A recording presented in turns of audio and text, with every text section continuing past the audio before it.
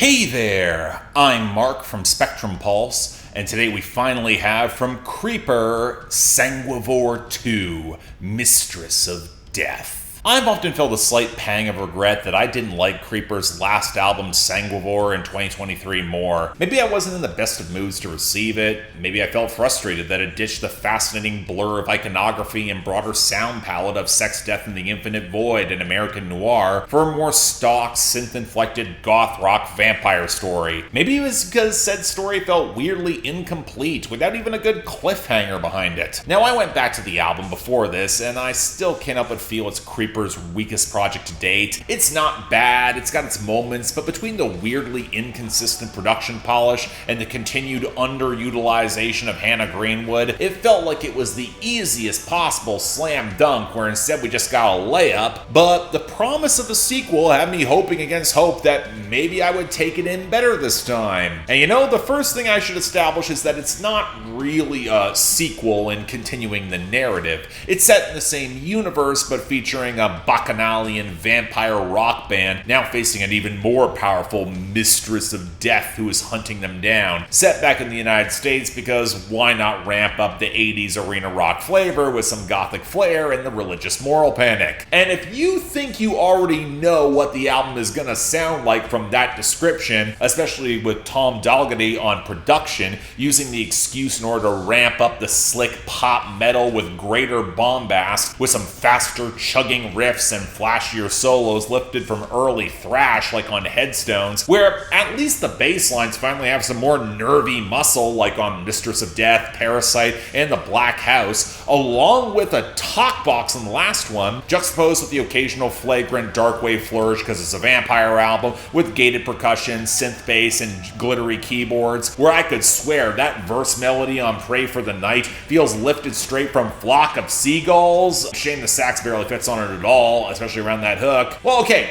describing all of that, you wouldn't be wrong. But not only are the hooks better, it feels like the natural, heavier expansion of the theatrical camp that Creeper has always trafficked in, and learning some of the lessons of the first Sanguivore. It's a meatier, heavier album, but also expanding the feminine presence alongside frontman Will Gould's vamping. From the narration of goth legend Patricia Morrison to enhancing the backing vocals, although amidst the key changes on Blood Magic It's a Ritual, they teeter right on the side of being too chintzy, which I was also called, but the weird squelching hiss all throughout The Crimson Bride, where the hook just kind of winds up goofy, to finally Hannah Greenwood getting a full-on villain song playing the Mistress of Death with razor wire, with the sleazy funeral keys and a much better saxophone, and it lands about damn time too. She's also essential to balancing Pavor Nocturnus, and it makes for a very solid closer. It's also midway through where I basically shrugged at any attempt at world building or following their narrative. I just started appreciating the glorious Rocky Horror-esque wallow. Truthfully, that's probably always been the best way to appreciate Creeper. This band has always been ridiculous with Jim Steinman-esque excess. It's one of the reasons I've liked them so much. But if there is a thematic undercurrent, it might be the implied psychosexual parallels between the hedonistic rock band looking to live forever and the feminine slayer looking to destroy them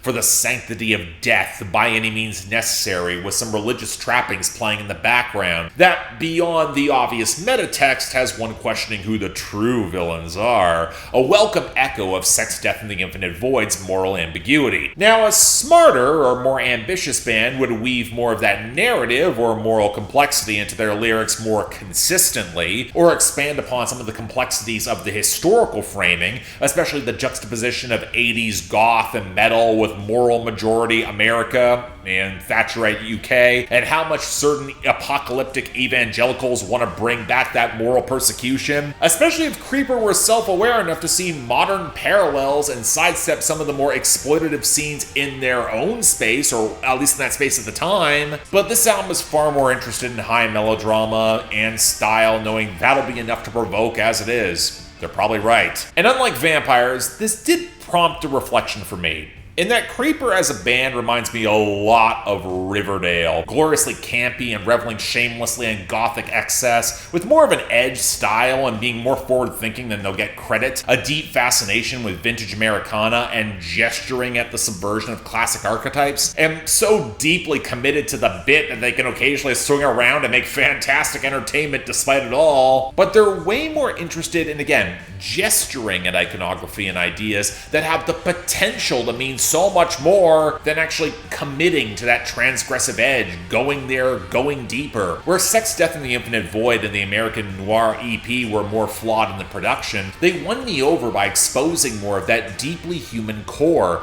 giving a wild story more stakes. And while I'm more capable of reaching Sanguivore II, Mistress of Death where it is, it's nearly on the cusp of greatness in my books, on the hooks, better than its predecessor, in a rare case where doubling down on swell and sheen papers over a lot of the issues. I just wish it had the insight and convictions to go further. It's a lot of fun if you want to get sucked into this era of metal like I can. Wouldn't put it on the tier of their first two albums, and I don't think there's a home run song like Midnight or Paradise or Black Rain, but you can still enjoy the hell out of it, so yeah, I'll say it. Worth checking out. So yeah, thanks a lot for watching. If you want to see more, please be sure to like, share, drop comments, subscribe. Yeah, this is one I'm very happy that it's damn close to great.